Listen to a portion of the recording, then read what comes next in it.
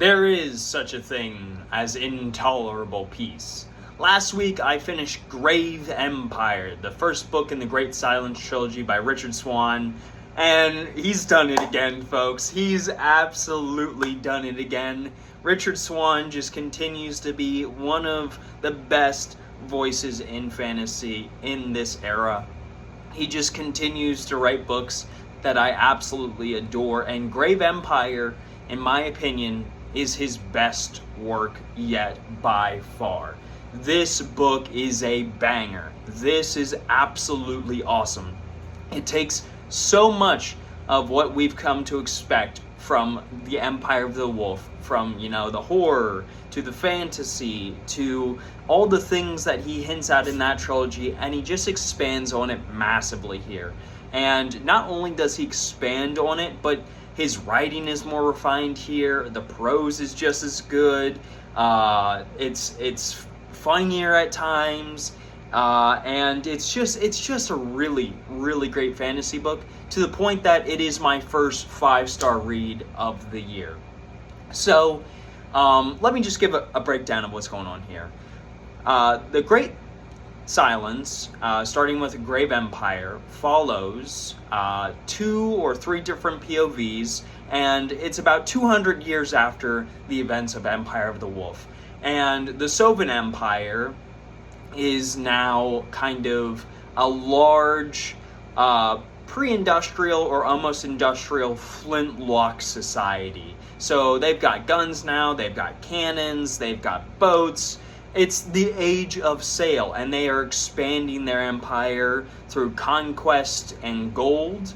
They are expanding far into the east where they've never been, and they're trying to deal with some other threats, including mermen and the wolfmen, and all sorts of different things are going on here. And in the background, there's also this whole prophecy called the Great Silence, and it may or may not lead to the end of the world.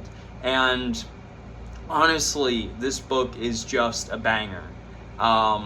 Everything about this I enjoyed. First of all, the premise is absolutely killer. Richard Swan has some of the best premises in modern fantasy, in my opinion. The guy just has some really original ideas. The way he mixes horror and dark fantasy and high epic fantasy and all these elements together with a sense of divinity is very, very, very cool, in my opinion. There is a lot of horror in this one specifically. If you are someone who you liked Empire of the Wolf and you wanted more of that horror, more of that epic fantasy feeling, you are absolutely going to get that in this one. And I really, I have to tip my hat. I haven't read a lot of flintlock fantasy. In fact, I would argue that this is the first one I've ever read, but I need more of it immediately, because putting guns in a fantasy novel where you can resurrect the dead and stuff is one of the coolest combinations ever. There's something cool about this whole imagery of like being at a fort and like a bunch of barbarians charge you and you're just like shooting a gun and the cannon's going off, and the way he describes action in this, it's just awesome. Like it really works here, and I need more immediately. The characters here are also just absolutely spectacular, as you could imagine if you're a fan of Richard Swan.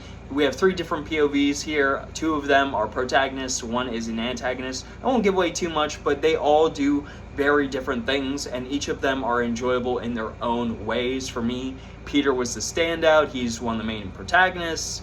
He is on the frontier fighting against these kind of Northmen, savage people, or at least from his perspective, savage people, and he is experiencing just a lot of crazy stuff.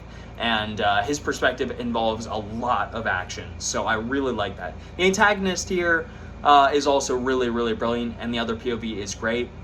And through her perspective, you get to interact with the mermen for the first time.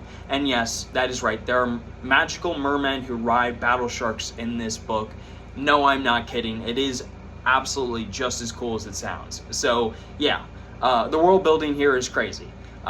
There are so many different fantasy elements going on here, and while none of them are completely original, the way that he uses them, I think, are very original and very different. He really leans into the high fantasy, and yet at the same time, he keeps it grounded and making it make sense. It never feels too like, all right, this is just too high fantasy, this is too unrealistic. It's very grounded approach to high fantasy, which I personally appreciate.